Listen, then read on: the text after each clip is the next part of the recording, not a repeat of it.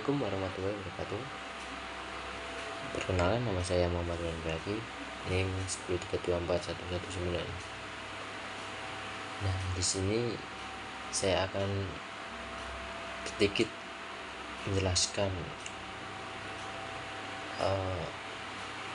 materi tentang teks hukum kemarin yang disampaikan oleh B. Fitri. Nah, B. Fitri itu dosen dari STHI Jendera sekaligus ketua presidium CARS.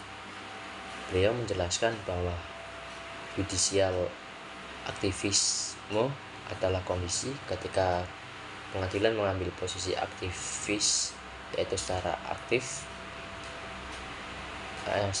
membela hak warga negara. Dalam keadaan ini, hakim dapat melampaui pakem-pakem peradilan yang lazim, meskipun tetap dengan pertimbangan hukum yang kuat.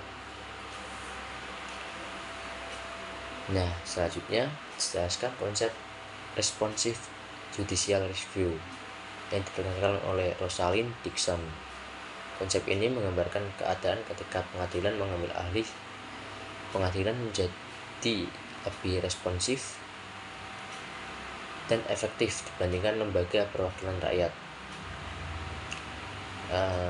Kemudian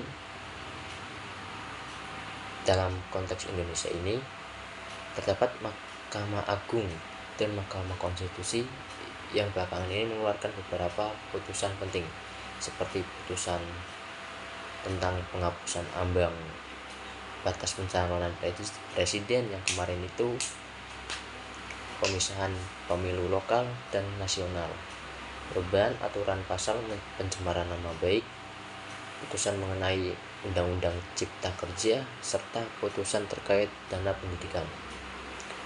Mahkamah Agung juga berperan melalui pengabdosian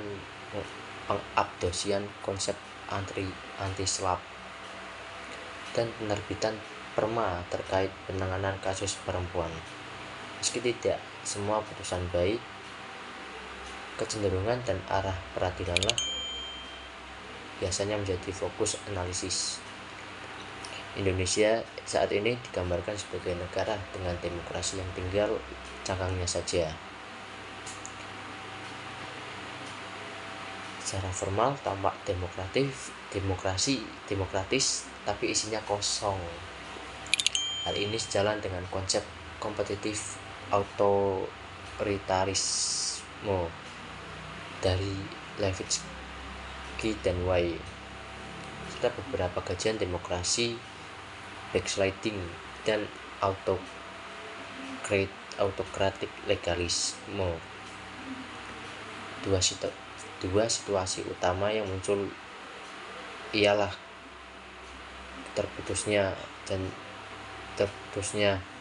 relasi warga dengan wakilnya dan kekuasaan yang minim kontrol, sehingga hukum cenderung digunakan untuk kepentingan kekuasaan. Kemudian Fitri menyampaikan bahwa konsep yuristokrasi awalnya bernuansa negatif karena konteks pengertian dan negara-negara membandingkan pada waktu itu. Namun kemudian konsep ini dikritik sebab dalam situasi ketika legislatif dan eksekutif tidak menjalankan fungsi konstitusionalnya. Nah, sekian dari saya, kurang lebihnya mohon maaf. Assalamualaikum warahmatullahi wabarakatuh.